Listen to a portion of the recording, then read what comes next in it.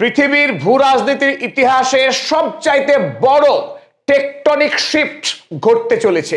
পৃথিবীর সবচাইতে বড় সন্ত্রাসী সামরিক সংগঠন নর্থ আটলান্টিক ট্রিটি অর্গানাইজেশন অর্থাৎ ন্যাটোর মৃত্যু হতে চলেছে। 2027 সালের মধ্যেই ন্যাটো থেকে আমেরিকা যুক্তরাষ্ট্র বিদায় নিতে চলেছে। আর এরই ফলে আর্টিকেল নাম্বার 5, যার ওপরে ভিত্তি করে তৈরি হয়েছিল ন্যাটো 1949 সাল থেকে আজ পর্যন্ত 2025 সাল পর্যন্ত, এই 76 বছর ধরে সারা পৃথিবীতে সামরিক সাম্রাজ্যবাদকে প্রতিষ্ঠা করেছিল এই ন্যাটো। সেই ন্যাটোর এবার মৃত্যু ঘণ্টা বেজে গেল। আমেরিকা ন্যাটো থেকে বিদায় নিলে এই পুরো দায় এবার এসে পড়বে মুমূর্ষ ইউরোপীয় রাষ্ট্রগুলির উপরে। ইতিমধ্যে ন্যাটোতে মোট 32টি সদস্য রাষ্ট্র আছে। এই সমগ্র ন্যাটোর যে ব্যয়ভার, সেই ব্যয়ভারের সিংহভাগ বহন করে থাকে আমেরিকা যুক্তরাষ্ট্র। তাই আমেরিকা যুক্তরাষ্ট্র যদি ন্যাটো থেকে বিদায় নেয়, আগামী দিনে ইউরোপীয় রাষ্ট্রগুলির পক্ষে অস্তিত্ব রক্ষা করা দায় হয়ে পড়বে। যে ইউরোপ মহাদেশ বিগত 300 বছর ধরে এশিয়া, আফ্রিকা এবং দক্ষিণ আমেরিকার বিস্তীর্ণ অঞ্চল জুড়ে নির্বিচারে খুন, লুট, ধর্ষণ এবং সমস্ত রকমের মানবতা বিরোধী যে কার্যকলাপ চালিয়ে আসছিল, তার এবার ইতি হতে চলেছে।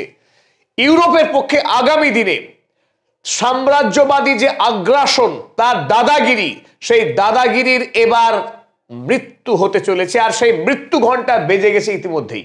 তা পৃথিবীর জন্য এই মুহূর্তটা অত্যন্ত গুরুত্বপূর্ণ, কারণ বিগত 10 বছর ধরে ধীরে ধীরে পশ্চিমী রাষ্ট্রগুলির মধ্যে যে সমীকরণ, সেই সমীকরণ বদলাতে শুরু করে। দ্বিতীয় বিশ্বযুদ্ধের পর যখন ইউরোপীয় রাষ্ট্রগুলো সামরিকভাবে, অর্থনৈতিকভাবে একেবারে ভেঙে পড়ে, তখন তাদের যে সাম্রাজ্যবাদী যে শোষণ, সেই শোষণকে অব্যাহত রাখার জন্যে জার্মানি, ইতালি, ফ্রান্স, ইংল্যান্ডের মতো রাষ্ট্রগুলো শত্রুতা ভুলে গিয়ে তারা একটি সামরিক সংগঠন গড়ে তোলে। আর যে সামরিক সংগঠনের নেতৃত্ব দায়িত্ব নিয়ে নেয় আমেরিকা। ফলে গোটা পশ্চিমী দুনিয়াগুলো তারা ঐক্যবদ্ধভাবে একটি সামরিক এই ন্যাটো সংগঠন গড়ে তোলে।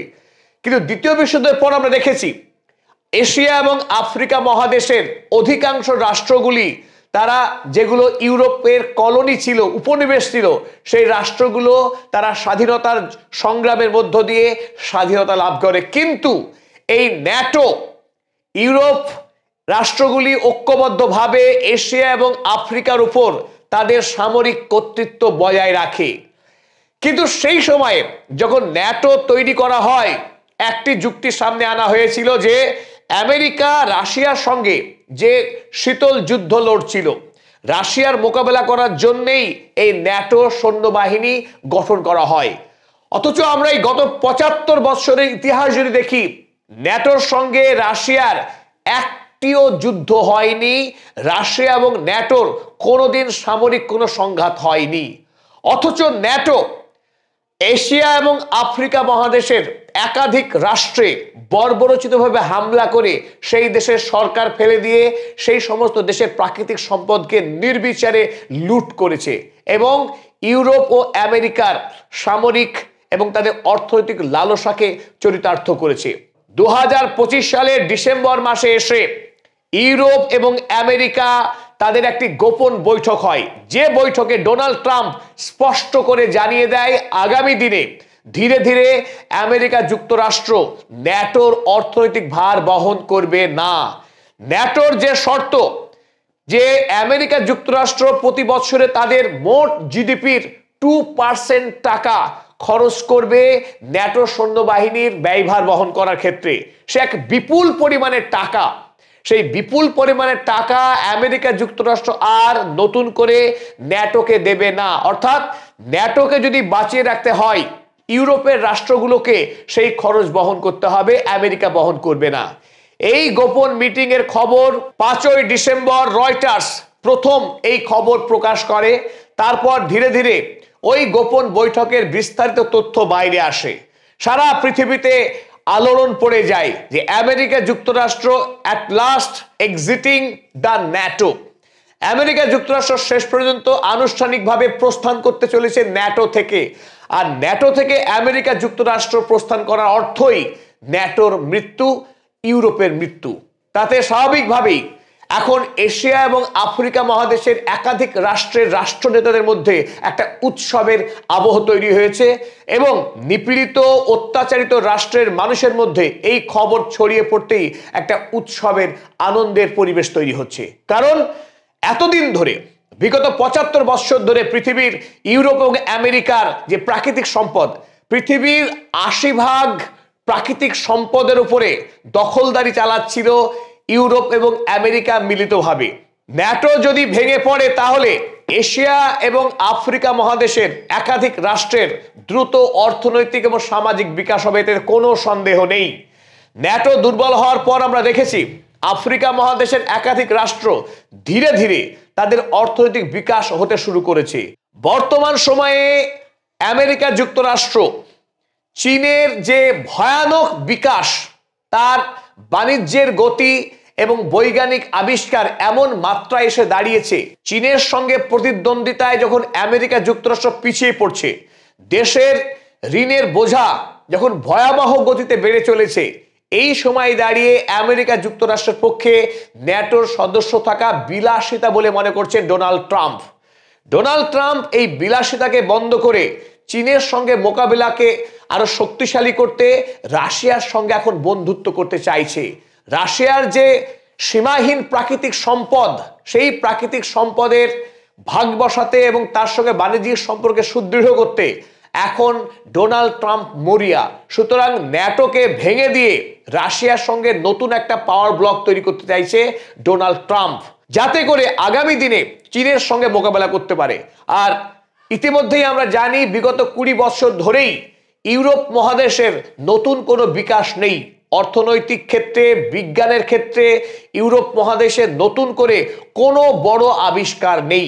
আধুনিক বিজ্ঞানের বর্তমানে এআই কেন্দ্রিক যে সমস্ত বিপ্লব ঘটে চলেছে, সামরিক ক্ষেত্রে যে বিপ্লব ঘটে চলেছে, যে আবিষ্কারের কেন্দ্রে দাঁড়িয়েছে আমেরিকা যুক্তরাষ্ট্র, চীন, রাশিয়া, ইরান, তুরস্কের মতো দেশ, সেখানে ইউরোপের রাষ্ট্রগুলি একাডেমিক এক্সেলেন্স ছাড়া সায়েন্টিফিক এবং মিলিটারি ক্ষেত্রে ইউরোপ এখন ভগ্নস্তূপ, অতীত স্মৃতি মাত্র। তাই এই বার্ডেন, এই বোঝাকে আমেরিকা যুক্তরাষ্ট্র আর মোটেই বহন করতে চাইছে না। অতীতে যখন আমেরিকা যুক্তরাষ্ট্রের অর্থনৈতিক লাভ ছিল, আমেরিকা ইউরোপকে সঙ্গে নিয়ে চলেছে, ন্যাটোকে কার্যকারিতা দান করেছে, প্রাণ দান করেছে। কিন্তু আজকের সময়ে দাঁড়িয়ে এই পরিবর্তিত বাস্তবতাতে আমেরিকা যুক্তরাষ্ট্র মনে করছে ন্যাটো একটি অপ্রয়োজনীয় সামরিক সংগঠন, যে সামরিক সংগঠন আমেরিকার স্বার্থকে ক্ষুণ্ণ করছে পদে পদে। তাই আমেরিকার অর্থনৈতিক দায়ভারকে ঝেড়ে ফেলতে, তার ঋণের বোঝাকে কমাতে সে এখন মরিয়া ন্যাটো থেকে বেরিয়ে আসতে। সুতরাং এই মুহূর্তে ইউরোপীয় রাষ্ট্রনায়করা থরথর করে কাঁপতে শুরু করেছে এবং ইতিমধ্যেই মধ্যপ্রাচ্যের আরব রাষ্ট্রগুলির যে অর্থনৈতিক বিপ্লব শুরু হয়েছে, দুবাই, জেড্ডা, দোহার মতো শহরগুলি যখন পৃথিবীর সবচাইতে আকর্ষণীয় শহর হিসেবে আত্মপ্রকাশ করছে, যখন লন্ডন, প্যারিসের মতো শহরগুলো ঝিমিয়ে পড়ছে, সেই সময়ে নতুন করে সারা পৃথিবীর ধনী মানুষরা এখন দুবাইকে তাদের অর্থনৈতিক কেন্দ্র গড়ে তুলছে। ইউরোপ এখন স্তিমিত অন্ধকার হয়ে আসছে। ইউরোপীয় রাষ্ট্রনায়কদের কপাল এখন চিন্তার ভাঁজ। এখন তাদের অস্তিত্ব যে বিপন্ন হতে চলেছে এবং কোনোভাবেই ইউরোপকে প্রতিরক্ষা দান তারা করতে পারবে না। এই সময়ে ইউরোপীয় রাষ্ট্রনায়করা গভীর আধারে, হতাশায় তারা এখন নিমজ্জিত, তারা বাঁচবার কোনো পথ খুঁজে পাচ্ছে না। আসুন এবার তথ্যের দিকে চোখ রাখি। এতক্ষণ যে আলোচনা করছিলাম, ন্যাটো একটি বৃহৎ সামরিক সংগঠন, যার প্রতি বছরের বাজেট বিপুল, অতি ভয়ঙ্কর সেই টাকার পরিমাণ। 2024 সালে ন্যাটোর বাৎসরিক যে বাজেট হয়েছিল তার পরিমাণ ছিল 1.3 ট্রিলিয়ন ইউএসডি, যেটা 2025 সালে বেড়ে গিয়ে হয়ে গেল 1.6 ট্রিলিয়ন ইউএসডি। এই বিপুল পরিমাণ টাকার মধ্যে থেকে আমেরিকা যুক্তরাষ্ট্র একাই প্রায় 66% খরচ একাই বহন করে। 32 রাষ্ট্রের সদস্য সম্বলিত যে সংগঠন ন্যাটো, তার মধ্যে একাই 66% ব্যয়ভার বহন করে আমেরিকা যুক্তরাষ্ট্র। এই টোটাল গ্রাফ, এই টোটালটা আমেরিকা যুক্তরাষ্ট্রের একার কন্ট্রিবিউশন।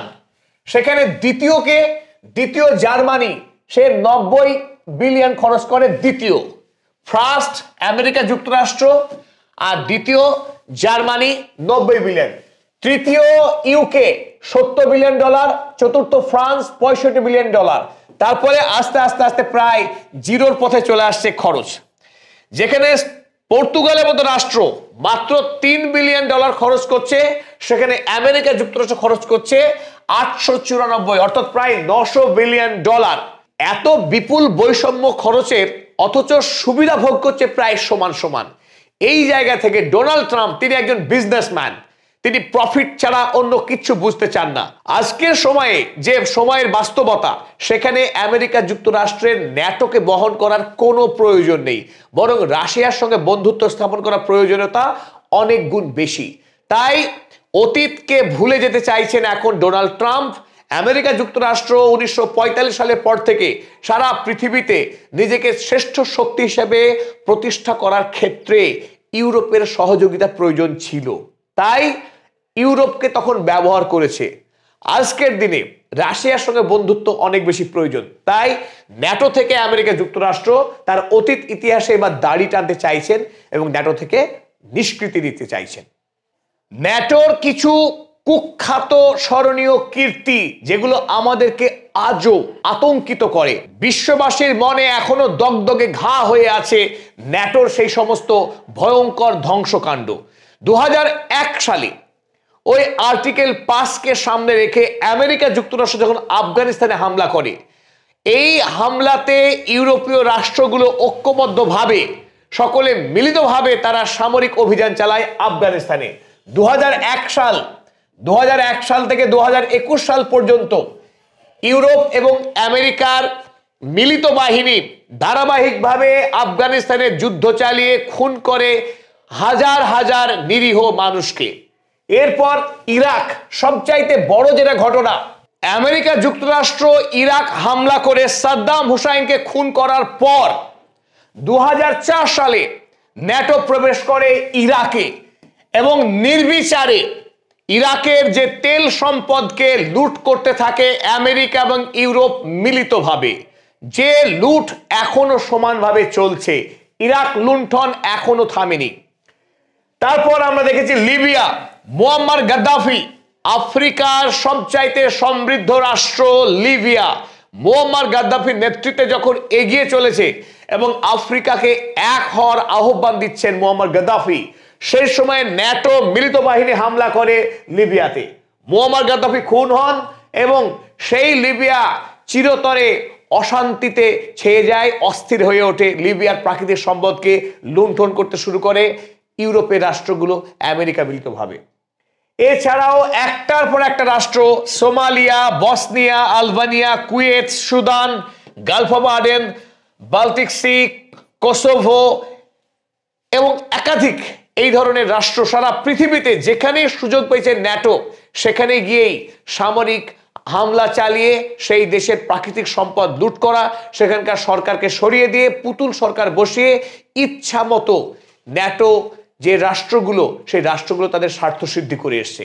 অত্যন্ত তাৎপর্যপূর্ণ একটি বিষয়, ন্যাটোর জন্মের সময়ই ঘোষণা করেছিল এই রাষ্ট্রগুলো, অর্থাৎ আমেরিকা এবং ইউরোপীয় রাষ্ট্রগুলো ঘোষণা করেছিল যে তারা রাশিয়ার বিরুদ্ধে লড়াই করার জন্যই এই সৈন্যবাহিনী তৈরি করলো।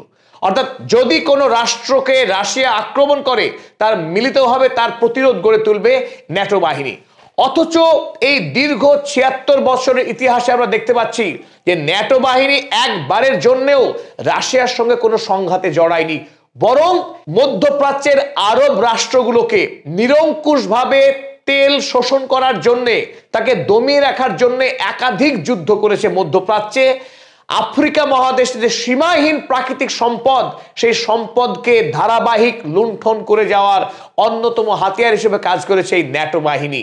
এশিয়া, আফ্রিকা এবং বিশেষ করে তেল, মধ্যপ্রাচ্যের মুসলিম দেশগুলির এবং আফ্রিকা মহাদেশের সোনা, কোবাল্ট, তামা, নিকেল, কয়লা, খনিজ তেল ধারাবাহিকভাবে লুণ্ঠন করে ইউরোপে আলো জ্বলেছে, আধার নেমে এসেছে এশিয়া এবং আফ্রিকা মহাদেশে। এখান থেকে এই বিষয়টা স্পষ্ট হয় যে ন্যাটোর মুখ ছিল দ্বিচারিতায় পূর্ণ। যদিও রাশিয়ার বিরুদ্ধে যুদ্ধ করার জন্য তৈরি হয়েছিল বলে তারা দাবি করেছে, কিন্তু বস্তুত ন্যাটো লুণ্ঠন এবং সাম্রাজ্যবাদকে চালিয়ে গিয়েছে। ডোনাল্ড ট্রাম্প যে ঘোষণা দিয়েছেন, অর্থাৎ 2027 সালের মধ্যে যদি ইউরোপীয় রাষ্ট্রগুলো ন্যাটো বাৎসরিক যে বিপুল পরিমাণে খরচ করে, অর্থাৎ 2025 সালে 1.6 ট্রিলিয়ন যে বিপুল অঙ্কের টাকা খরচ করছে, এই টাকার সিংহভাগ খরচ করতে হবে ইউরোপীয় রাষ্ট্রগুলোকে।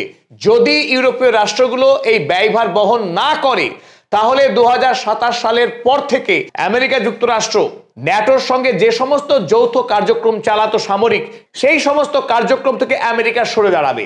আর ইউরোপীয় রাষ্ট্রগুলোর পক্ষে এই বিপুল পরিমাণের টাকা, অর্থাৎ 1.6 ট্রিলিয়ন পরিমাণ টাকার সিংহভাগ খরচ করা কোনোভাবেই সম্ভব নয়। এটা অসম্ভব বর্তমানে ইউরোপীয় রাষ্ট্রগুলো যে আর্থিক কাঠামো তার নিরিখে। অতএব একথা স্পষ্ট করে বলে দেয়া যায়, 2027 সালের মধ্যে আমেরিকা যুক্তরাষ্ট্র ন্যাটো থেকে বেরিয়ে যাবে এবং ন্যাটো সম্পূর্ণরূপে ভেঙে পড়ার একটা পরিস্থিতি তৈরি হয়েছে। এখন ডোনাল্ড ট্রাম্প 2027 সালের পর যে সমস্ত কার্যক্রম থেকে বেরিয়ে আসতে চলেছে বলে ঘোষণা করেছে, তার অন্যতম হলো ইন্টেলিজেন্স শেয়ারিং অ্যারেঞ্জমেন্টস।